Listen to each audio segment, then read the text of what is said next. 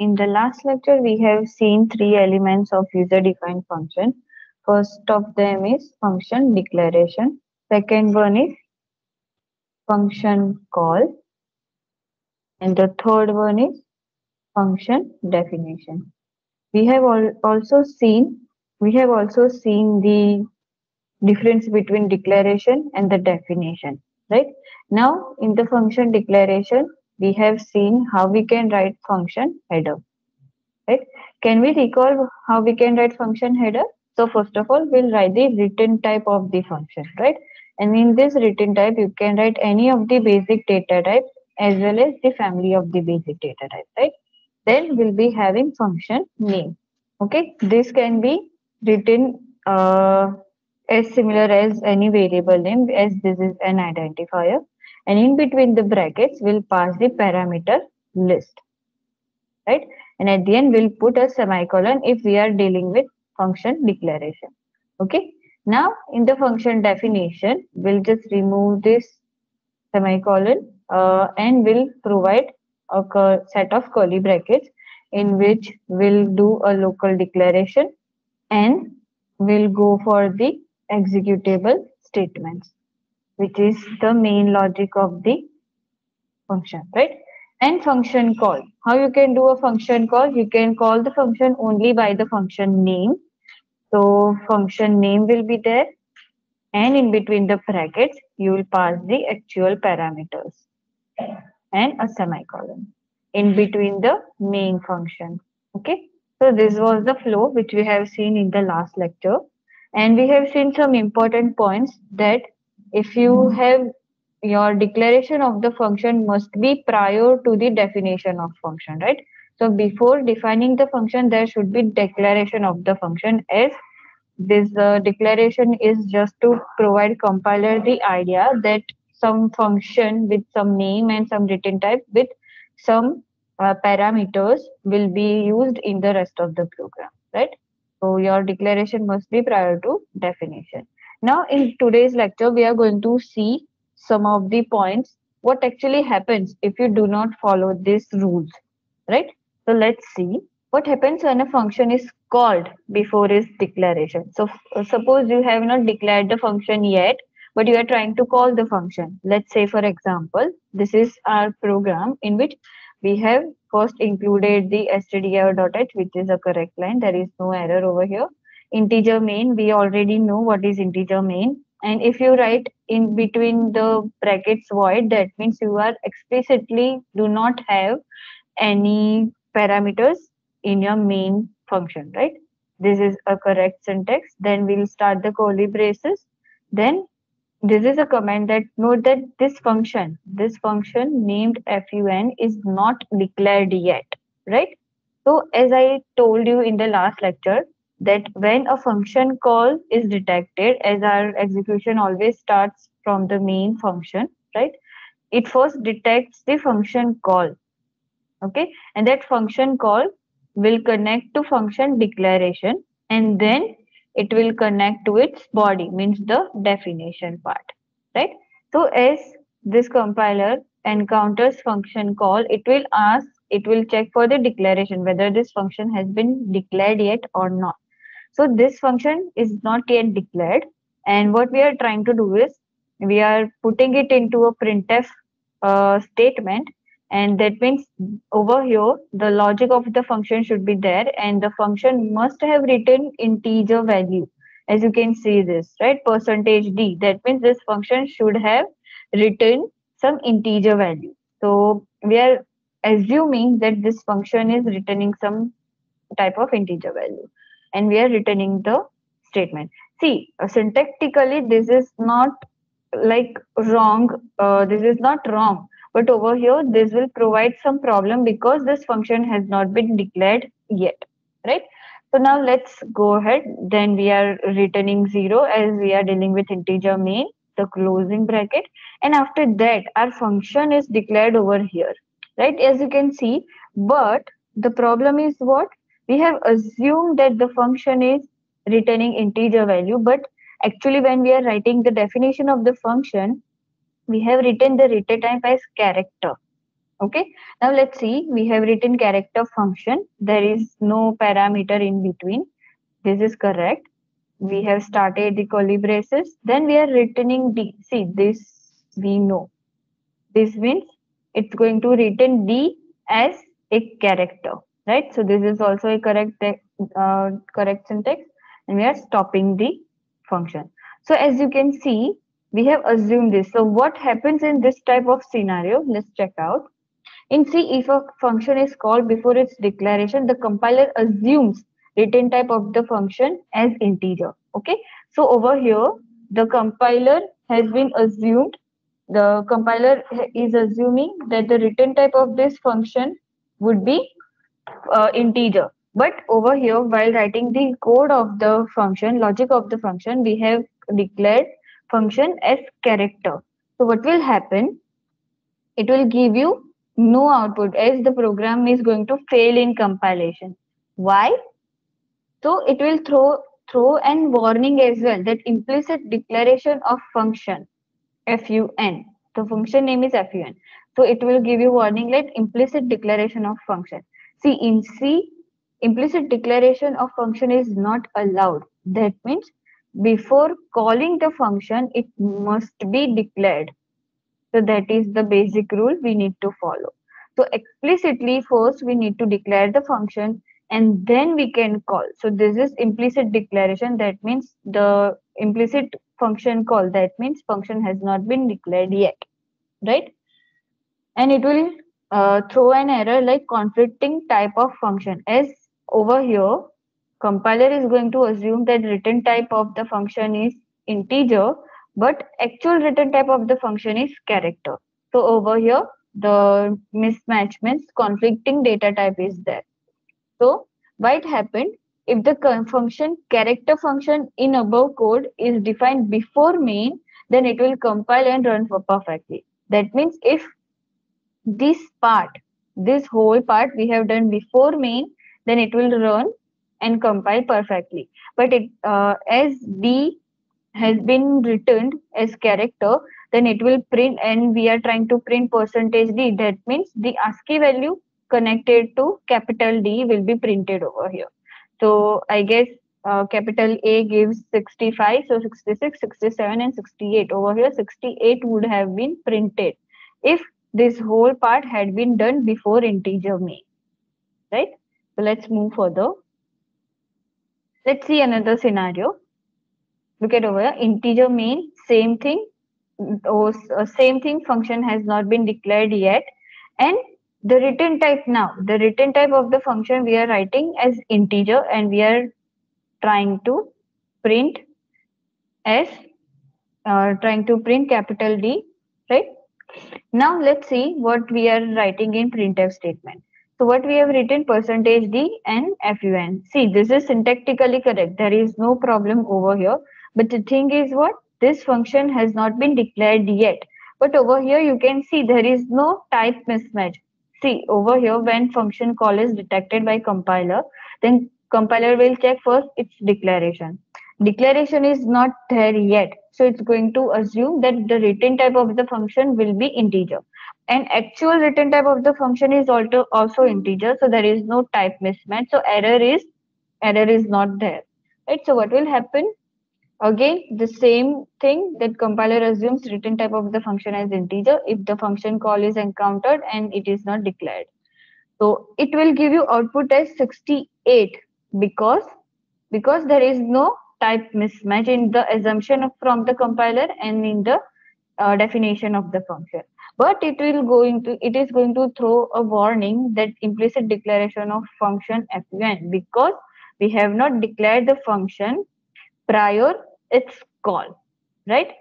So obviously same thing, if the function in this code is defined before the main, then it will compile and run perfectly. So if we change the character fun function to integer fun function and we declare it before the main, then it will compile and run perfectly, and it will not throw any of warning as well, right? So let's move further. Let's see third scenario.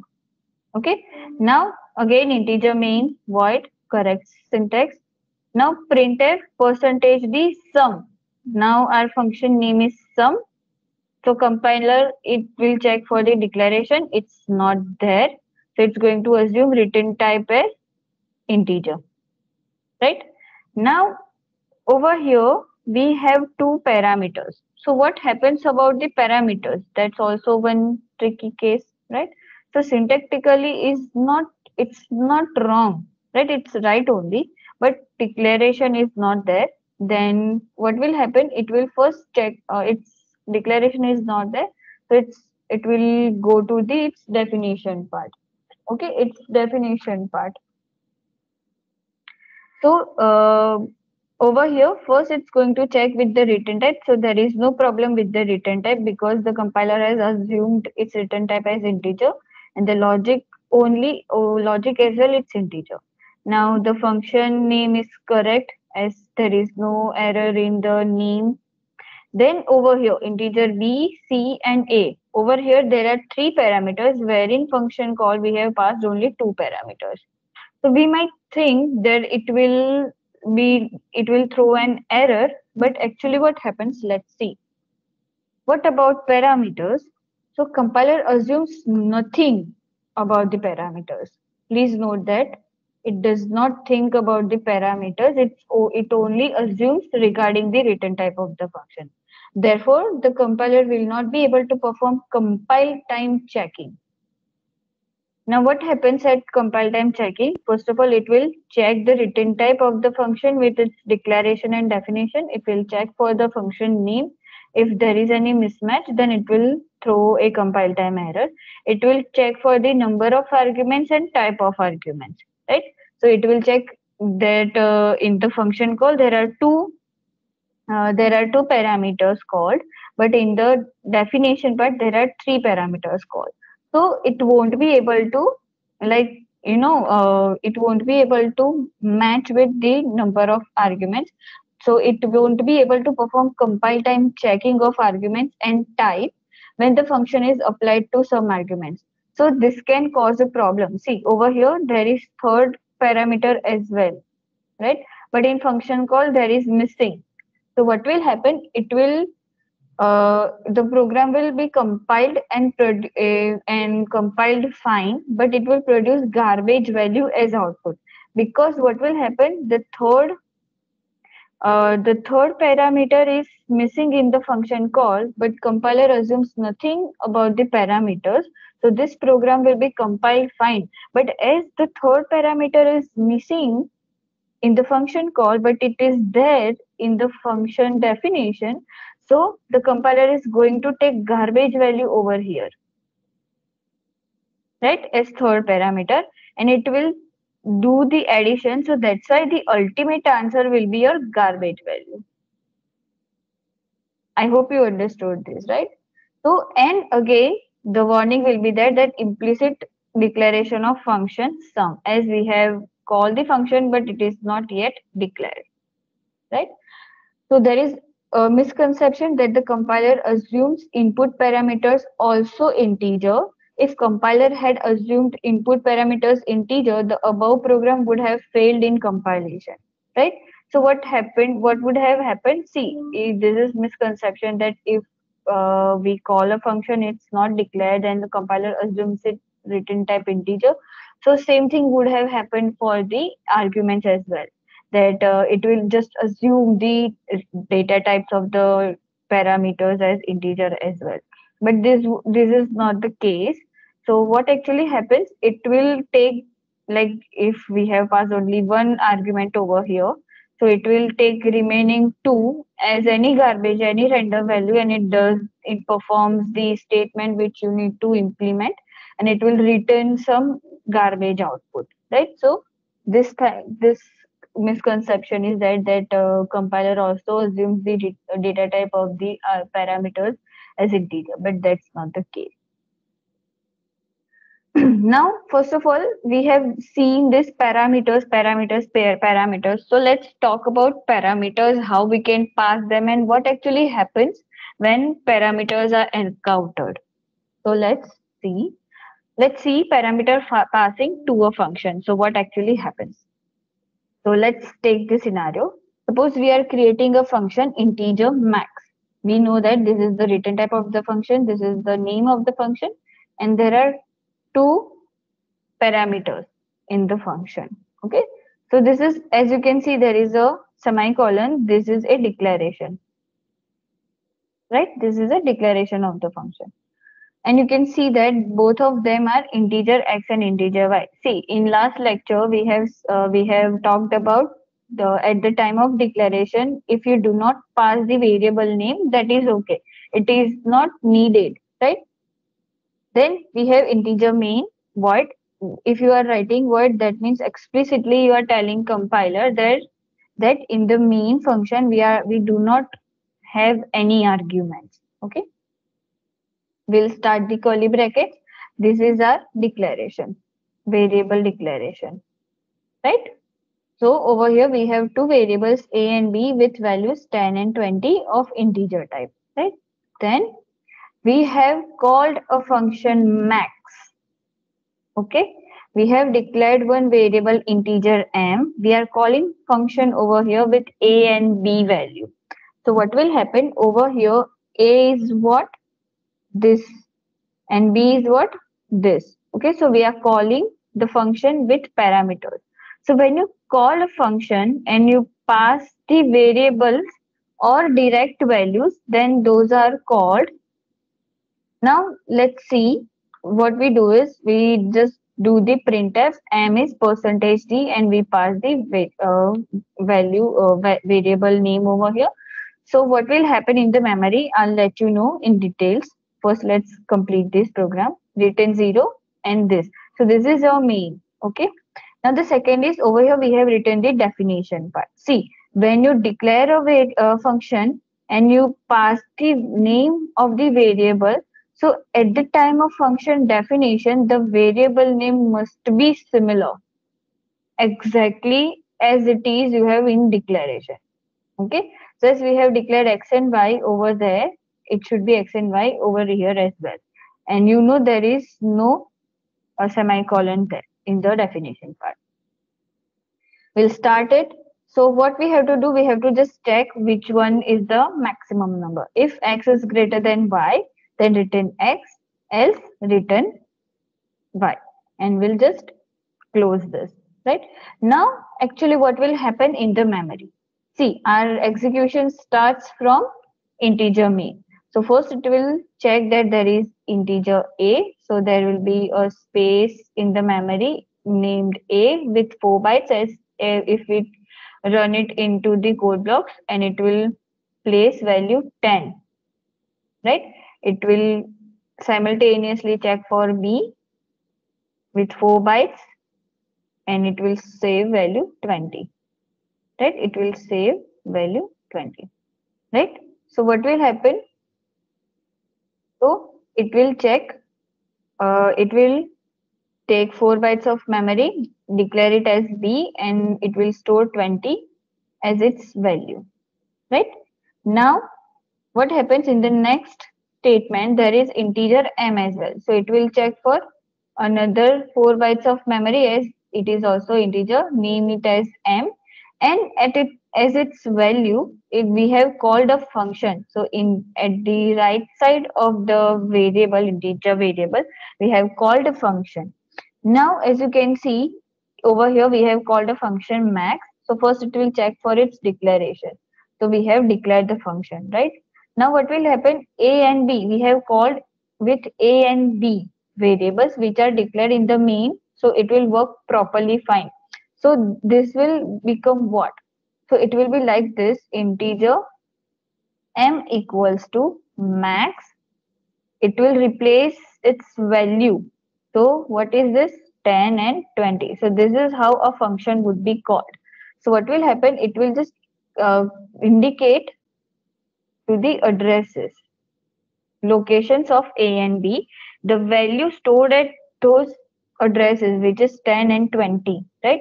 So 10 and 20 would be replaced at the compile time, and whatever the maximum function is there, it will be written as if X, what will compiler do? First, it will check with the declaration and then it will connect to the definition part. So as you can see, the name of the function is similar, but over here it is A and B, but over here it is X and Y. So what will happen? In between the scope of max function, there would be another variables X and Y. So what will happen? The value of X, a value of A, which is 10, will be copied and pasted into X location. And there is B, the value of B is 20. So the value of B would be copy pasted into this Y. So will become 20. So basically A and B are just replaced with X and Y only for the max function. This becomes the scope of max function. Okay, this becomes just the scope of the max function. So what we are doing is, if X is greater than Y, now the value of X and Y has been given 10 and 20. So if X is greater than Y, then the function is going to return X. So the value of X is what? 10. So it will be uh, printed. If this statement is correct, then it will be just put into this address of M. Otherwise, if the Y is greater, then the value of Y will be copied into the address of M. So what happens over here? As we can clearly see, the value of Y is greater, so the written Y statement would be executed, and it as integer is the return type, 20 is perfectly working fine. So what will happen? If the 20 will be copied in the location of M, right? And what happened over here? Instead of this function call, the maximum value will be passed, because at the M, at the variable M address, 20 value has been pasted, and after that the printf statement is executed. So M is percentage %d comma M, so it will return 20. Okay. Now, at the time of function call, the parameters which we have passed are called as actual parameters. Okay, it's called as actual parameters. And while we have declared the function and we have defined the function, the parameters are called as formal parameters. So let's understand what actually formal and actual parameters are. The parameters passed to function are called as actual parameters while function call. For example, in this program, 10 and 20 as A and B are the actual parameters. The parameters received by function header and function body are called as formal parameters, right? For example, in this program, X and Y at the time of function declaration and X and Y at the time of function declaration are formal parameters. Now let me tell you one thing more, that while function call, whatever variables you are taking must it's not necessary that in function declaration and function definition you should pass them as well. Okay, we'll understand that afterwards once we have started doing the programs as well. Okay, so let's move further. There are mostly two popular ways to pass the parameters. Let's see, first is passed by value. Okay, in this parameter passing method, values of actual parameters are copied to functions formal parameters, and the two types of parameters are stored in different memory locations. So let's see what actually happens. So any changes made inside functions are not reflected in actual parameters of caller. Let's see, the program has include stdio.h, void fun integer x. See, you can see that this is not just a declaration, but it is definition as well. Okay, so void function integer x. So for this function, there will be one variable named x, which will be having value. As you can see, we have passed 30. Okay, so the scope of variable x will be function, this fun function only. And you can see that the function is returning nothing as the return type is void. Now we have integer main in curly bracket, integer x. So you can see that in integer x is also there in integer main, and the value of integer x is 20. But this integer x is local to main function, and this integer x is local to fun function. So there is no problem over here, right? Because as you declare or as you define another function, the variables declared and defined inside those function will be local to those function only. Then what we have done is we have called the function x, right? So what will happen? This is function call. So it will first check for the function declaration. As we have defined and declared at the same place, what will happen? We have passed x from main, right? So what will happen? First of all, it's passing like this function 20 because we are calling this fun from main. So it is function 20, right?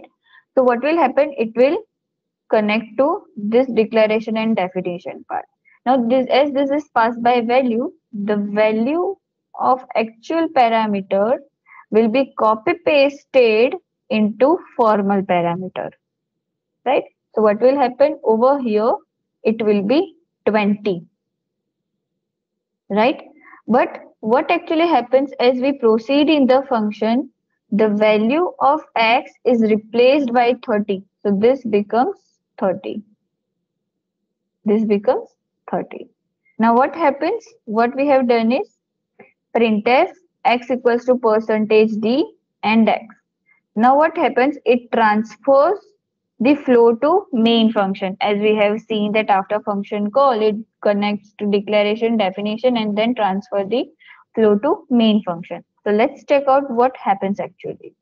So what it will give us, can you guess what it will give us? The value of function variable x will be replaced by 30 over here, right? So when you try to print the value over here, what it will print, you can check it out by yourself.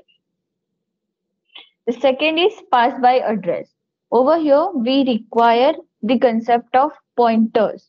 Now, pointer is just an indicator to some location. So let's check out.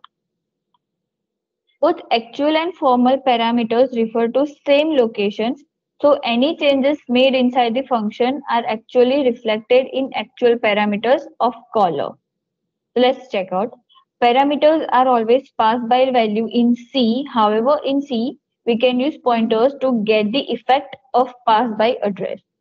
Let's uh, check the program. Over here, you can see void function same, but instead of integer normal variable, we have put a star.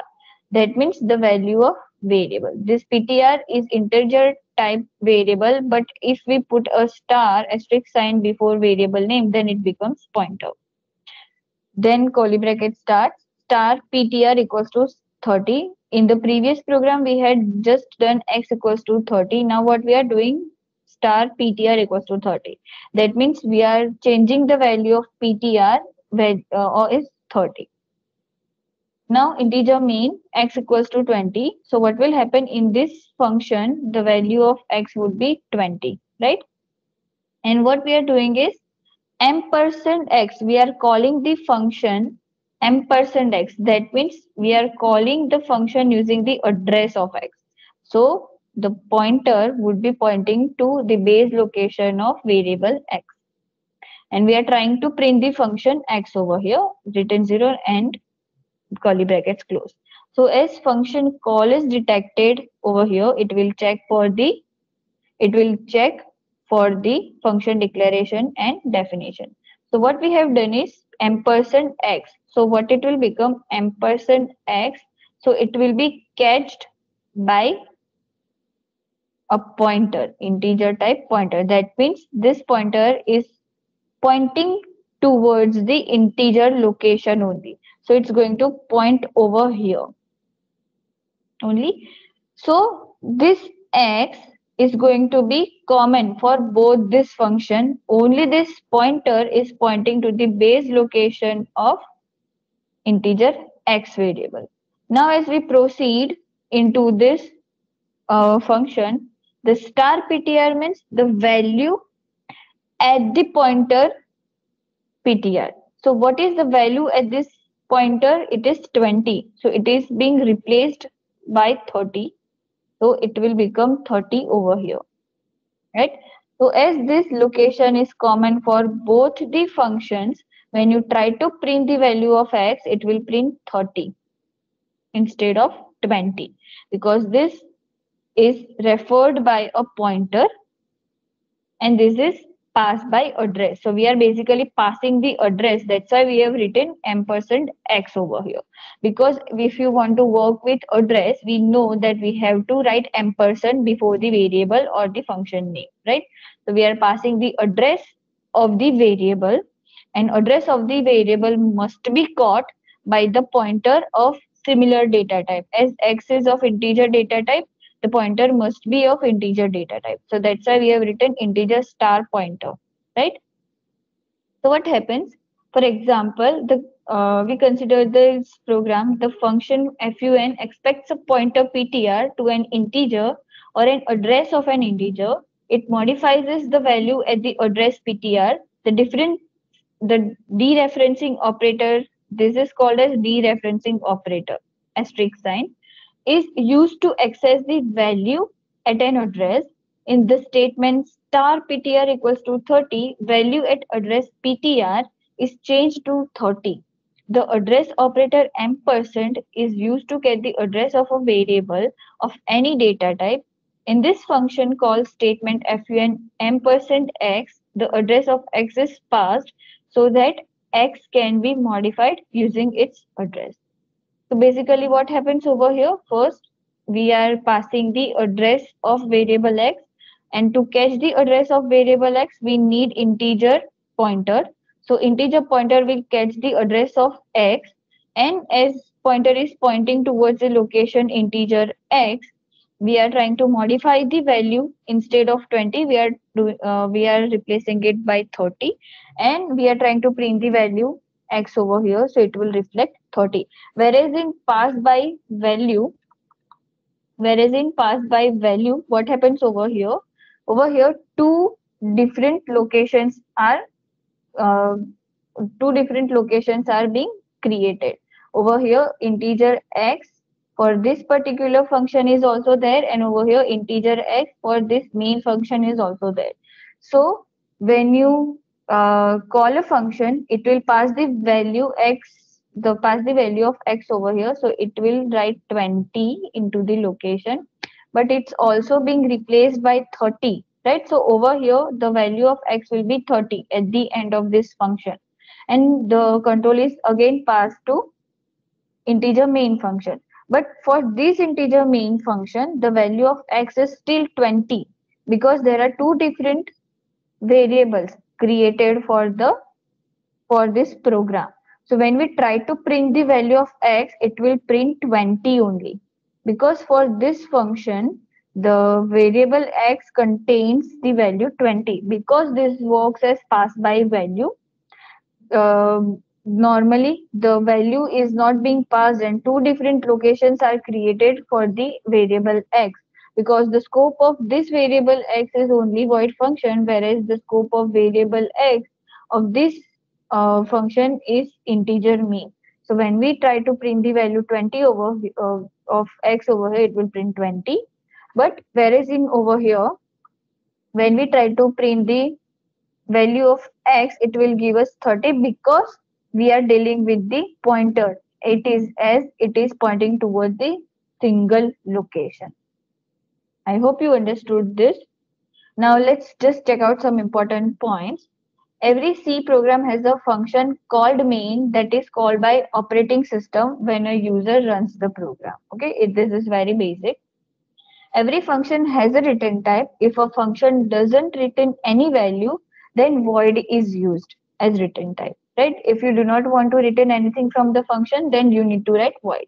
Moreover, if the return type of the function is void, we still can use written statement in the body of function definition by not specifying any constant, variable, etc.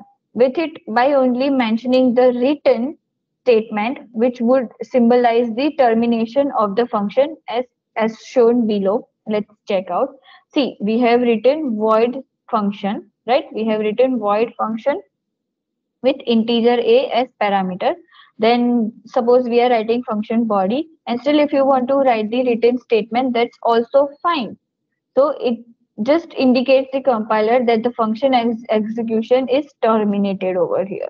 But we are not writing any variable, any value, means any constant or any variable, and we are just writing the written, so that is fine, right? As we have written the written type of the function as void.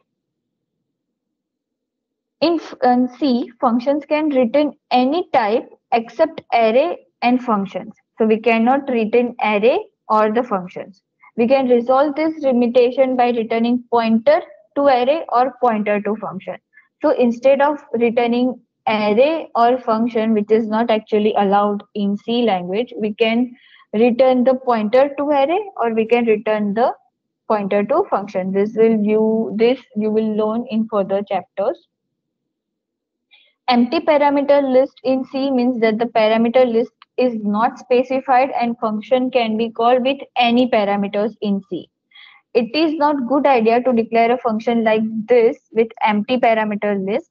To declare a function that can only be called without any parameters, what we write? We use void explicitly in between the parameters, in between the round brackets.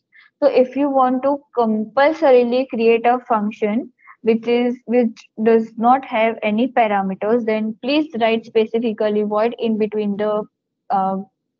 between the parentheses. This is a good practice. But if you declare or declare a function or give a function call with just the empty brackets, so compiler may think that there might be any chances of parameters in the function body, so in the logic of the function. So if you do not want to have any parameters for the function, then explicitly write void. That's why we use integer main and in between the brackets void. If in C program a function is called before its declaration, then the C compiler automatically assumes the declaration of that function in the following way. Integer function, and in that case, if the return type of that function is different than integer, the compiler would show an error, as we have already discussed, right? So this is it for today. I hope you guys understood. Any doubt now? Everyone is clear with the concept of return types and the parameters?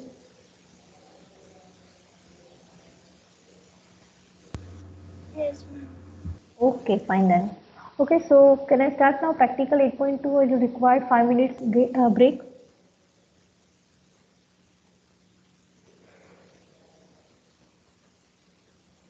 Start कर दूं ना 8.2?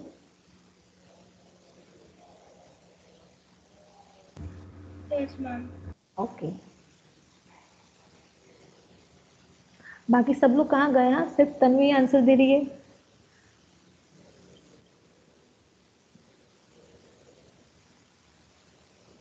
Okay, I'm starting with 8.2. Hello students, in this lab we are going to see practical 8.2 which is regarding character arrays and strings. So the practical definition for 8.2 goes like this. You need to write a program that takes a set of names of individual and abbreviates the first name, middle name, except the last name by their first letter.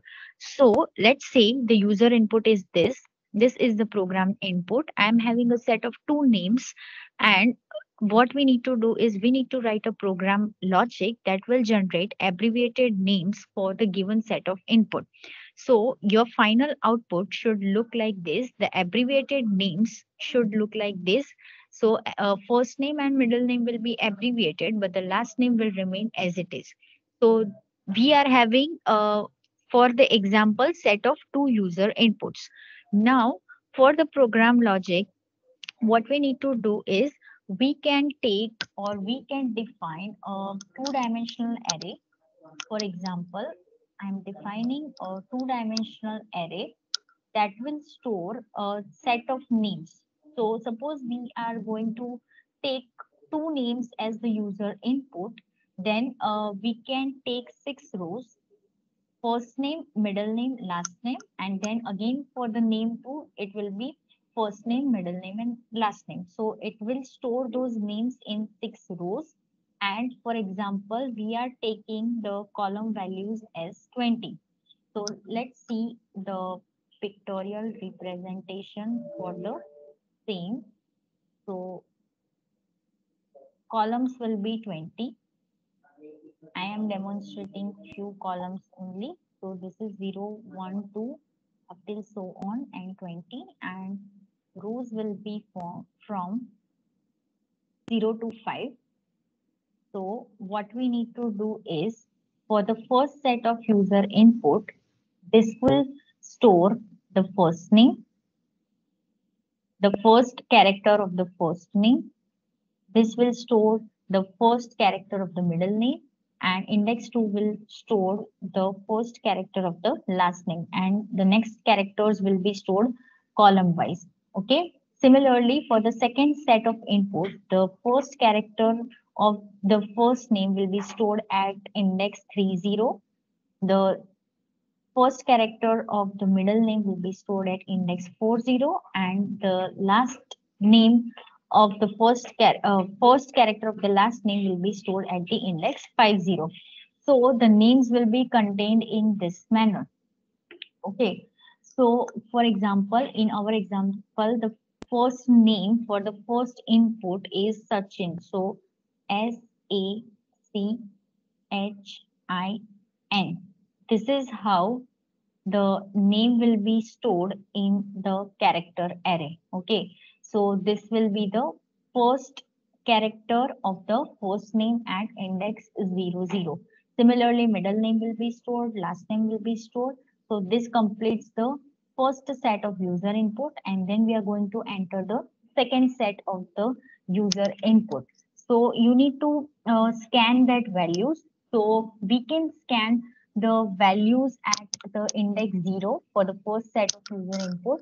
So this is the character array that we have defined. Now we are taking the first user input, first set of name we are taking as of now. So we will use, for example, we can use scanf as well as gettys. We are going to use gettys, and here my array name is name. So the first name will be stored from the starting index, that is 0. It will be stored at the row 0. So you can directly take the row index like this, and it will be scanned then horizontally into the columns. Okay, for the second set, we need to scan the middle name. So this is for the first name. Now for the middle name, we need to scan at the first index of the name array. So this will store the middle name, and the surname for the first input will be stored at the second index, starting from the second index. So here will be the surname. Okay, so this is the first set of the user input for name. For the second set of user input, again, you will scan the next values. And for that, again, we'll be using gettys. And now the index will be 3 to store the first name. So again, you will be storing the first name at the third index,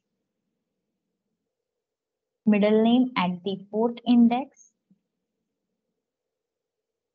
and last name at the fifth index, like this. Or you can see the surname. right? So now we have stored the values, we have stored list of individuals in the array. Now we are supposed to print these values in some formatted output. Okay, so for printing these values, what we require is, um, for example, let's take the first name that we have taken in our input example. So this is the name. And what we need to print is, we need to print the first value of the first name and the middle name, but the entire string of the surname. So this will be at the index 0 of the corresponding row. Again, this will be stored at the index 0 of the corresponding row. So this is row 1 and this is row 0. And this index will be, we need the entire last name, we need the entire string. So simply we can fetch the entire index 2 for printing this values. Okay, and for the first two values we are requiring only the you can say single characters. So the format specifier that we will be using in the printf, you can use modulo c, and we need a dot besides it. So again, space modulo c. Again, for the second value to be printed, we need only one character. Therefore, we are writing percentage %c. And then we need an entire set of string, percentage %s. Okay. So here, now we need to mention the index of the array, which element you need to, which element you want to print. So for that, again, so here you are going to take the 00 index for printing the first character of the first name. Okay. For printing the second first character of the middle name, you are going to take the index 10. Okay, this one 10. And for printing the entire string in the second index, you will be just writing name of 2, and this will suffice.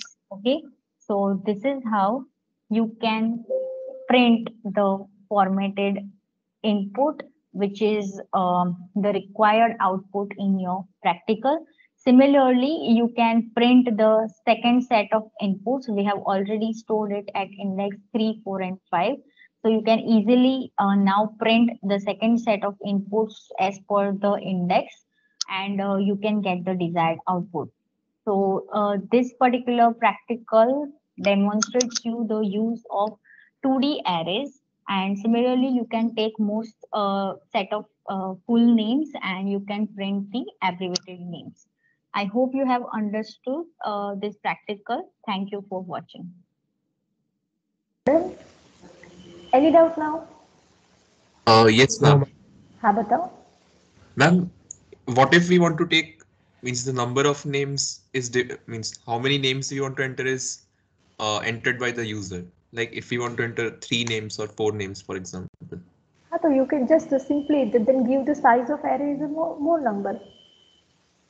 यहाँ पे ma'am ने आपको दो name चाहिए थे, तो उन्होंने क्या किया कि जितने भी 6 by 10 20 लिखे, तो मतलब they will provide you 6 rows. So if you want to enter more numbers of lines, you can go with the tables of string concept. Simply increase your size of row and column, then you can enter multiple numbers names as you want.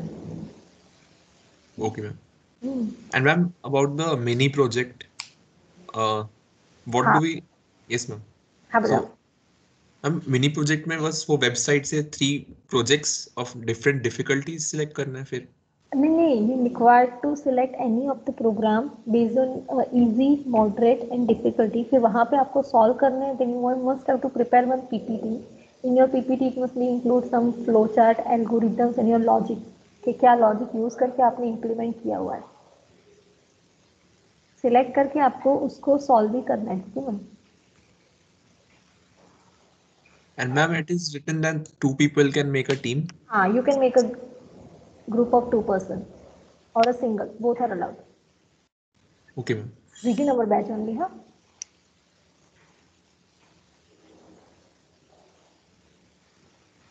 Any doubt?